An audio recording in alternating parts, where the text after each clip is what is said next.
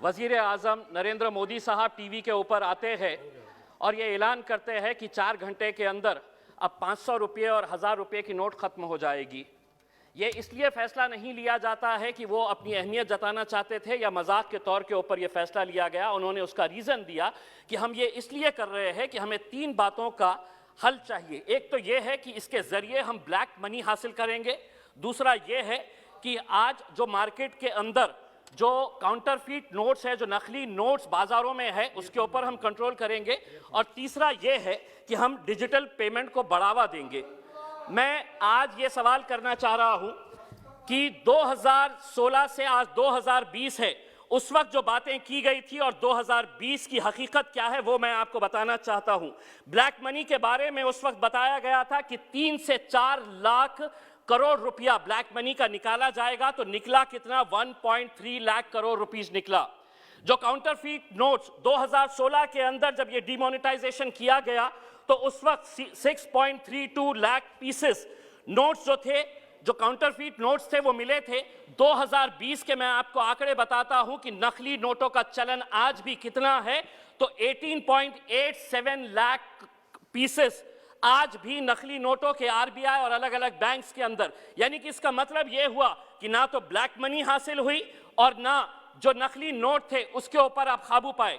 Digital payment यकीनन थोड़ा बड़ा है, लेकिन उसके लिए क्या इतना बड़ा फैसला लेना कि हम डिमोनेटाइजेशन करेंगे, ये गलत है। मैं समझता हूं कि उस वक्त जब ये फैसला लिया गया था तो इस सदन के अंदर बैठे हुए जितने भी लोग थे बड़े जोरदार तरीके से तालियां बजाए थे। आज मैं ये पूछना चाहता हूं कि क्या आप में इतनी हिम्मत है कि अपने सरकार और अपने वजीर आजम से पूछे कि आपने 2016 के अंदर हमको लाइनों के अंदर खड़े किया था और ये बताया था कि इससे ये हासिल होगा, लेकिन ये हासिल नहीं हुआ। ये बजट के भाषण का हिस्सा नहीं बनेगा। इसलिए नहीं बनेगा क्योंकि उस वक्त आपने गलत लोगों को गुमराह किया था। मैं अध्यक्ष महोदय आपसे एक बात करना चाहता हूं।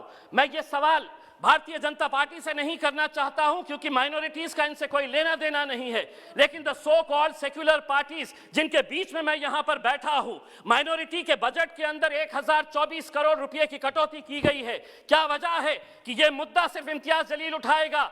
वो लोग जो मुसलमानों के नाम के ऊपर वोट मांगने का काम करते हैं, कितने लोगों ने इस मुद्दे को उठाया है, हम ये सवाल करना चाहते हैं।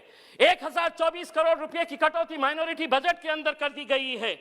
मौलाना Azad national fellowship, free coaching, interest subsidy on education loans, ऐसे कुल मिलाकर 110 करोड़ रुपए की कटौती की गई है।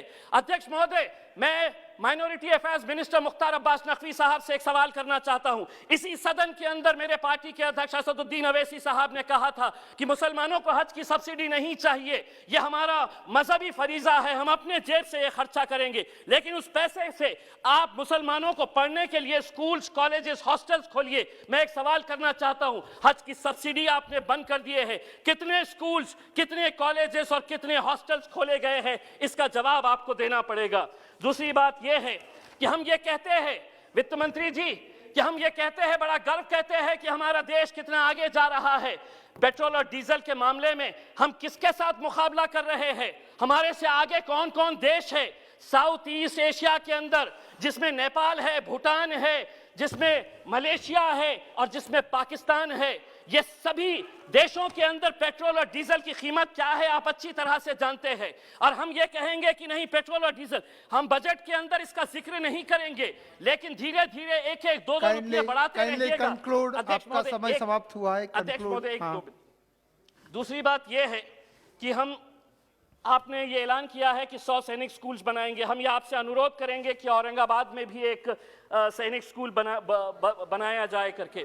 दूसरी बात यह है कि आप बैंक्स बेच रहे, आप एयर इंडिया बेच रहे, आप हर चीज बेच रहे, लेकिन आप बैंक्स अगर बेच रहे हैं तो मैं आपसे कुछ सवाल करना चाहता हूं। ये आरटीआई के अंदर आरबीआई के जरिए ये सवाल का जवाब मिला है कि पिछले कुछ सालों के अंदर 50 विलफुल डिफॉल्टर्स, जो बड़े बड़े धन्ना सेठ है, जिसके बारे में अध्यक्ष महोदय सिर्फ 1 मिनट, तो उसके लिए 68,600 करोड़ का राइट ऑफ किया गया है। एक पुणे में आरटीआई एक्टिविस्ट है विवेक वेलनकर, इसने 12 पीएसबी बैंक्स जो है, पब्लिक सेक्टर बैंक्स, इसका सर्वे किया, पूरे आरटीआई से डॉक्यूमेंट्स निकाले हैं और उसके अंदर यह पता चला है आपकी दौरे हुकूमत के अंदर पिछले 8 सालों के अंदर, सर 1 मिनट, पिछले 8 सालों के अंदर 6.32 लाख करोड़ रुपए लोन राइट ऑफ किया गया है। अब आप जवाब देते वक्त ये कहेंगे कि राइट ऑफ का मतलब ये नहीं है कि ये पैसा नहीं लिए, लेकिन सिर्फ महज 7